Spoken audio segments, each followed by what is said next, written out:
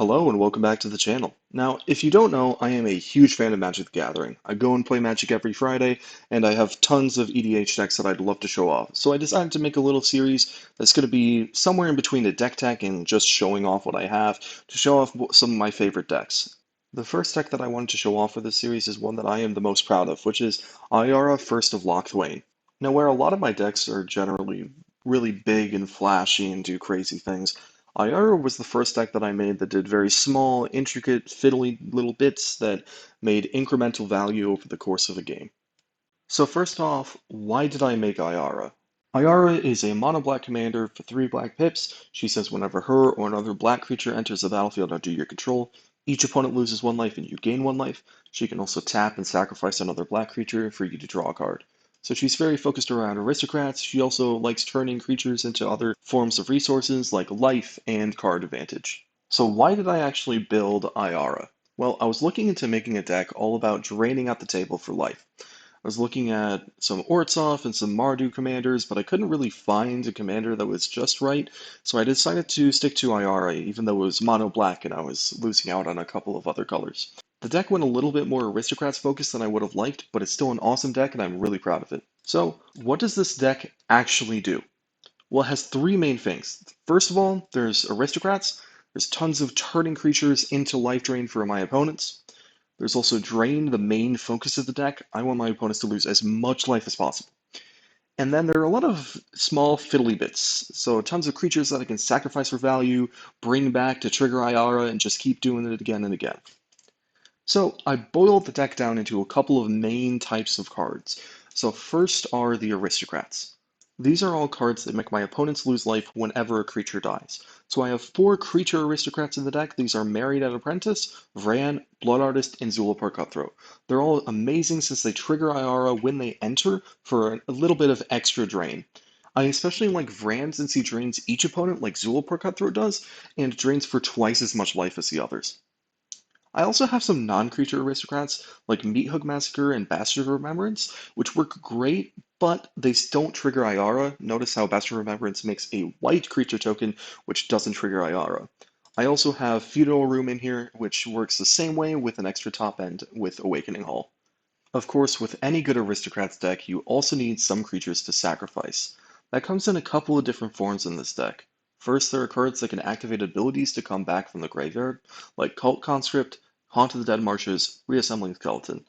I also have the Skeleton Crew in this deck, not just because it can also come back from the graveyard, but since he works super well with some of the other creatures that can, triggering Ayara more and giving us some more creatures to sacrifice.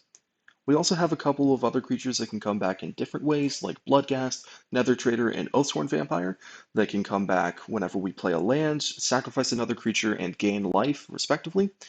Lastly, we have a couple of token generators that just constantly make nice tokens that we can sacrifice for value. These come in the form of Bitter Blossom, Dreadhorde Invasion, Jadar, and Ophiomancer. Jadar and Ophiomancer are especially nice in this deck since Jadar zombies can kill themselves since they have Decayed, and Ophiomancer makes snakes not only on your upkeep, but on each upkeep, and since your commander can sacrifice them, you can get more snakes than you might think. As I keep saying, this deck is all about draining out the table, and there are some cards that do just that.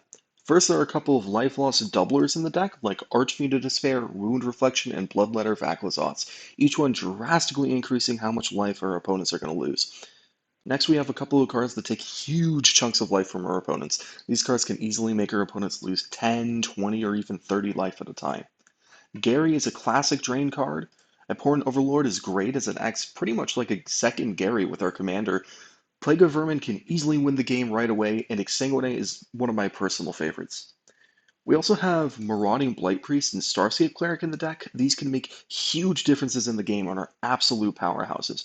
Starscape Cleric specifically took a few tries in order to even resolve it correctly in this deck, and can easily drain for 10 to 20 life by itself. A big part of Aristocrats deck is being able to turn our creatures into other resources. While the Aristocrats themselves can easily turn them into life loss for our opponents, there are also a bunch of cards that can turn them into card advantage instead. For example, Skullclamp, Plumb the Forbidden, and Vampiric Rites can all sacrifice our creatures to draw cards when our commander is already tapped.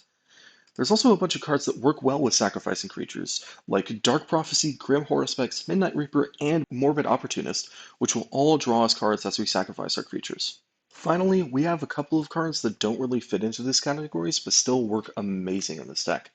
For instance, we run a ton of Great Blink effects. There's these four and also Supernatural Stamina that can all bring back our commander when she gets removed, or even better, blink our Gary or Abhorrent Overlord when we need it to, for double the drain.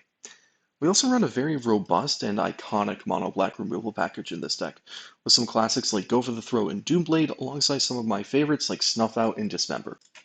And that's pretty much the deck. If you want a full deck list, I'll put it in the description. There are a couple of cards that I didn't talk about, like Phyrexian Arena and Call of the Ring.